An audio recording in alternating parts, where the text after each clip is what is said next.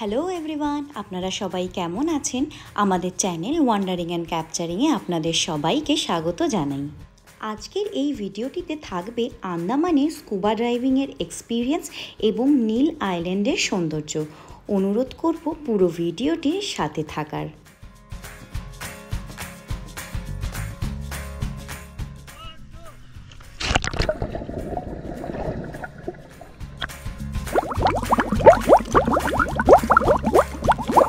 Good morning সবাইকে। আজকে হলো আমাদের ট্রিপের ডে 3।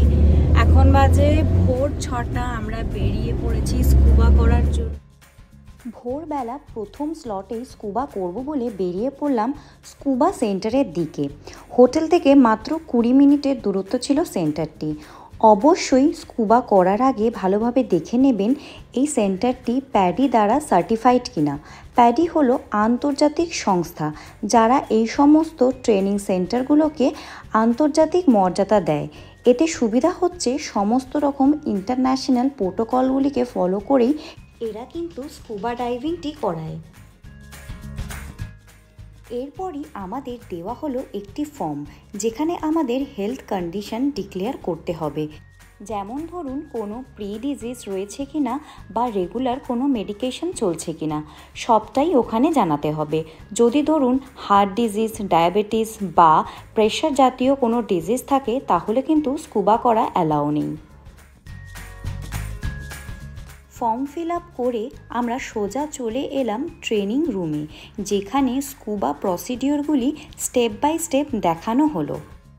আন্দামানে আসা মাত্রই স্কুবা সম্বন্ধিত খোঁজ খবর করতে গেলেই জানতে পারবেন স্কুবা দু ধরনের হয়, শোর ডাইভ আর বোট ডাইভ। শোর ডাইভে ট্রেনিং স্পট থেকে আর একটু ভেতরে নিয়ে গিয়ে ডাইভ করানো হবে।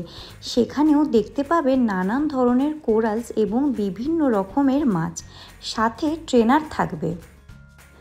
আর বোট ডাইভটি হলো গভীর জলে ঝাঁপ মারা, মানে ট্রেনিংয়ের পর বোটে করে নিয়ে যাওয়া হবে গভীর সমুদ্রে এবং সেখান থেকে ঝাঁপ দিতে হবে জলে। 15 থেকে 40 মিটার জলের নিচে নিয়ে যাওয়া হবে, সাথে সেখানেও থাকবে ট্রেনার।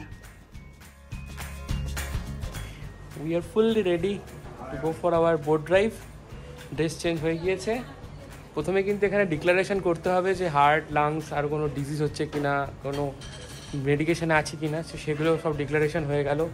অনেকেরই ভুল ধারণা রয়েছে যে এই ধরনের ওয়াটার অ্যাক্টিভিটিগুলি করার জন্য সাঁতার জানাটা প্রয়োজন।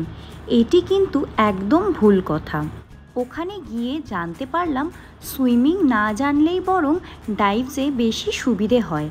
প্রথমে আমাদের শ্যালো ওয়াটারে অনেকক্ষণ ট্রেনিং করানো হলো, যেমন ধরুন জলের তলায় কিভাবে নিঃশ্বাস নেবেন বা আপনারা আপনাদের কোনো অ্যাক্টিভিটি সেটি হাতের ইশারায় ট্রেনারকে কিভাবে বোঝাবেন, সব কিছুই শেখানো হলো। যতক্ষণ না কমফোর্টেবল ফিল না করবেন ততক্ষণ কিন্তু ডিপ ওয়াটারে নিয়ে আসা হবে না। এরপর ট্রেনিং কমপ্লিট হয়ে গেলে বোটে করে নিয়ে চলে আসবে ডিপ ওয়াটারে। কিন্তু যারা ডিপ ওয়াটারে করতে ভয় পাচ্ছেন তারা কিন্তু শ্যালো ওয়াটারেও স্কুবা করতে পারেন, সেখানেও ট্রেনার সঙ্গে থাকবে।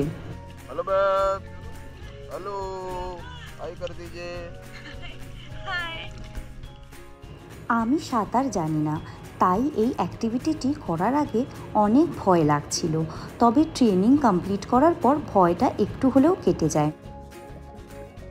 এখানে প্রত্যেকের সাথেই একটি করে সার্টিফাইড ট্রেনার জলের তলায় পাঠানো হবে, সে আপনি সাঁতার জানুন কি না জানুন। আর যদি আপনি সাঁতার জানেন না, সে কিন্তু সারাক্ষণ আপনাকে হোল্ড করে রাখবে এবং সব রকমের গাইডেন্স হাতের মাধ্যমে বুঝিয়ে দেবে। এটি ছিল আমাদের লাইফ টাইম এক্সপিরিয়েন্স, যা ভাষায় প্রকাশ করতে পারবো না। যারা সত্যিই স্কুবা করতে চান কিন্তু সাঁতার জানেন না, ভয় পাচ্ছেন, নিশ্চিন্তে এই ধরনের ড্রাইভ সেন্টারগুলির সাথে যোগাযোগ করে ইচ্ছেটি পূরণ করতে পারেন।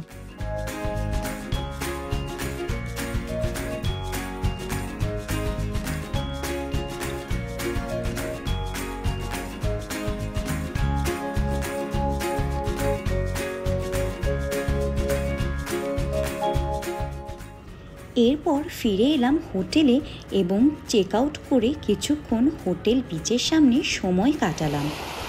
আজকের ওয়েদারটি ভীষণ ভালো ছিল, নীল দিগন্তজোড়া সমুদ্র যেন আরও বেশি নীল দেখাচ্ছিল।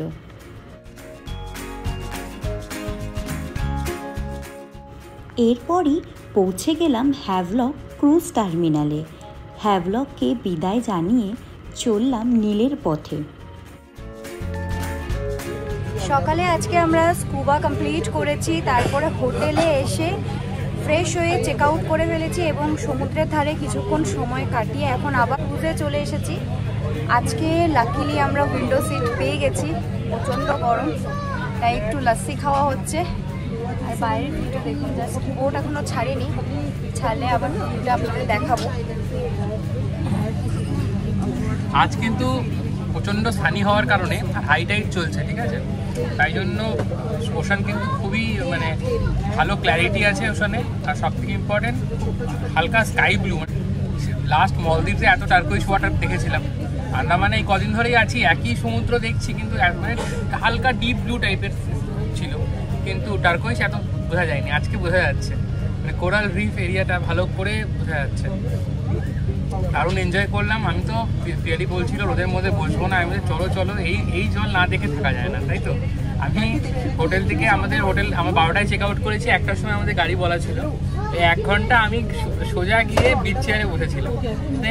এত সুন্দর আজকে ওয়েদার, এত সুন্দরভাবে আজকে আমরা মানে জলটাকে পেয়েছি, সমুদ্রটাকে এত কাছের থেকে পেয়েছি, মানে ভাষায় প্রকাশ করা যাবে না। আমি তো ছবি তুলেই যাচ্ছিলাম, পিয়ালির বকা খেয়ে লাস্ট অব্দি উঠে এলাম যে না, এবারে ছবি তুলতেই থাকলে তাহলে মানে কুচটা বেরিয়ে যাবে একদমই। হ্যাভলক টু নীল আইল্যান্ডে পৌঁছতে সময় লেগেছিল 1 ঘন্টা এবং ভাড়া পড়েছিল 1300 টাকা।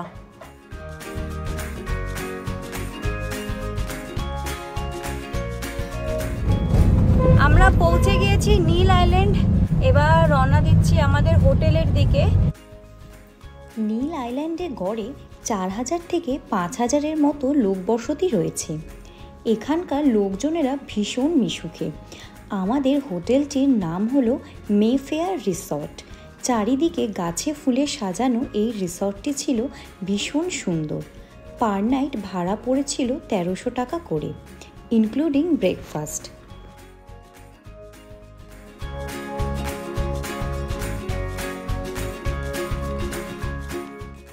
হোটেলে চেক ইন করে ফ্রেশ হয়ে চলে এলাম লক্ষ্মণপুর বিচ 1-এ সানসেট দেখতে।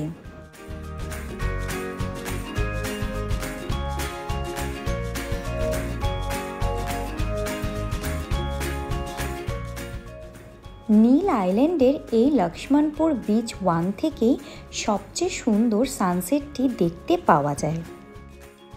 আর বাইরে পাওয়া যাচ্ছিল নানান ধরনের খাবার ও ঘর সাজানোর সামগ্রী।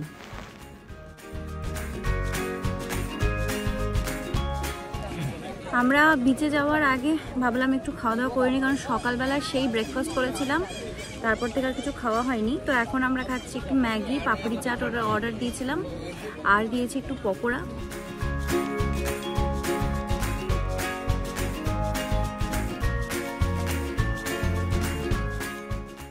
একটু পেট পুজো করেই চলে এলাম বিচে। ভিড় ছিল ভালোই, বেশিরভাগটাই বাঙালি। কেউ বা হানিমুনে, আবার কেউ বা ফ্যামিলি হলিডেতে এসেছে। খুব সুন্দর কাটলো এই সন্ধ্যাটি।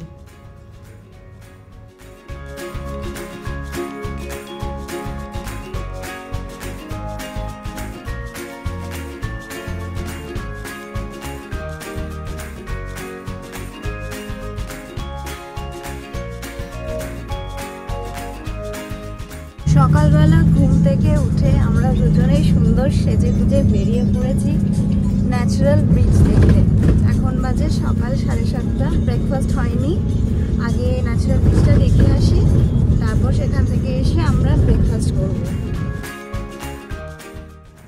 এখানকার জনবসতি মাত্র 5000, তার মধ্যে ভোটার রয়েছে 2200।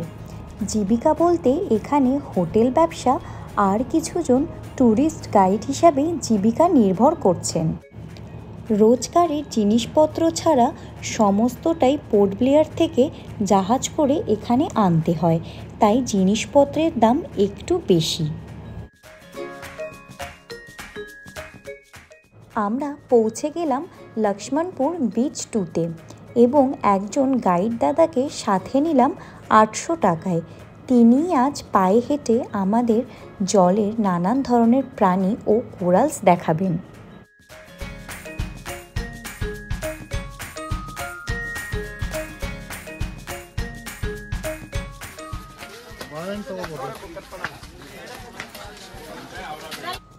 এটি কিন্তু বেশ একটি সুবিধের ব্যাপার। যারা ধরুন জলে যেতে ভয় পান এবং সেই কারণে অনেক জিনিস নিজে চোখে দেখে ওঠার হয় না, তারা কিন্তু এই লক্ষ্মণপুর বিচে এসে সুন্দরভাবে পায়ে হেঁটে অনেক কিছুই দেখতে পাবেন। তবে তার জন্য পৌঁছতে হবে সকাল সকাল, যত বেলা বাড়বে জল ততই বেড়ে যাবে।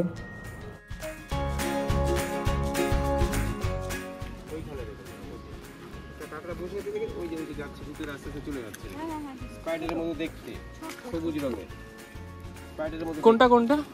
ওইটা দেখুন স্যার। হ্যাঁ, স্পাইডারের মতো দেখতে দেখুন, সবুজ রঙের স্পাইডার ক্র্যাব গুলো। সামনে বাইরে হয়তো দেখা যাবে, ওগুলো স্পাইডার ক্র্যাব বলে। আর এইটা দেখুন, এই যে মরা কোরাল, এটা এতে কিন্তু মরে গেছে, এতে এক ধরনের লিজ থাকে, জোক। এই দেখুন ভিতরে দেখেছে বাবা, এটা জোক? হ্যাঁ, এটা সি লিজ, মানে মানুষের জন্য এগুলো ডেঞ্জার না, কিন্তু মরা কোরাল ওরা খেয়ে ফেলবে। এই যে গর্ত গর্তগুলো দেখেছেন, ও কিন্তু খেয়ে খেয়ে বানিয়েছে, চিপকে বসে থাকে, আস্তে আস্তে কুড়িয়ে কুড়িয়ে ওটাকে খেতে থাকে। লিজ, সি লিজ। আরেকটা জিনিস দেখুন ম্যাডাম, এই ছোট ছোট পাতা, এটাকে সি লিচ বলছে। এরাই কিন্তু কোরাল খুঁড়ে খুঁড়ে খায়। এইসব পাথরগুলোতে, ছোট পাথরগুলোতে স্টেপ করবেন না, নড়ে গেলে পড়ে যাওয়ার চান্স থাকে, একটু লেভেলে স্টেপ করবেন। রাস্তার অবস্থা কিন্তু ভীষণ খারাপ। খারাপ মানে এখানে তো জল ভরে যায় যখন হাই টাইড হয়, তাই জন্য হাই টাইডে বলছে এক মানুষের উপর জল হয়ে যাবে। তো মরা কোরালগুলোর উপর দিয়ে বেসিক্যালি আমরা হেঁটে হেঁটে যাচ্ছি, তাই জন্য খুব দেখে শুনে যেতে হচ্ছে, কারণ যদি একটু এদিক ওদিক হয় এখানে কিন্তু পা মুচুর খাওয়ার হিউজ সম্ভাবনা। আপনারা যখন আসছেন এখানে ওয়াটারপ্রুফ স্যান্ডেল নিয়ে মানে পরে আসবেন, নাহলে এখানে রেন্টও নেওয়া যায়। পিয়ালি যেমন এই গাইড দাদা আমাদেরকে পিয়ালিরটা এমনি করে দিল, তো নাহলে কিন্তু একটু অসুবিধেই হবে। জুতো টুতো পরে আসলে একটু চাপই বটে।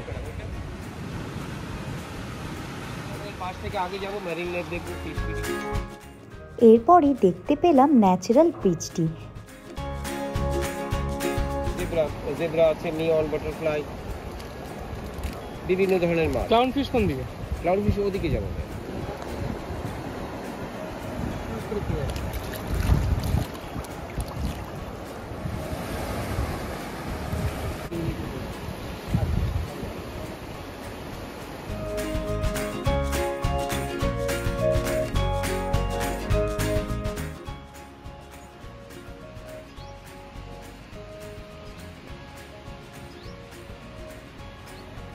শেল নিয়ে নেবে ও। এই দেখো, যখন একটু ডেঞ্জার মনে হয় চুপচাপ বসে পড়ো, শেল চেঞ্জ করে দেয়, শেল চেঞ্জ করে নেবে। হার্মফুল না? এরপরেই হোটেলে ফিরে ব্রেকফাস্ট করে সুইমিং কস্টিউম পরে এবং লাগেজ পুরোপুরিভাবে প্যাকিং করে সোজা বেরিয়ে পড়লাম ভরতপুর বিচের দিকে। আজকের প্ল্যানিং ছিল সমুদ্র স্নান করেই সেখান থেকে বেরিয়ে পড়ব পোর্ট ব্লেয়ারের উদ্দেশ্যে। তবে হ্যাঁ, এখানকার প্রত্যেকটি বিচেই শাওয়ার রুম এবং চেঞ্জিং রুম রয়েছে।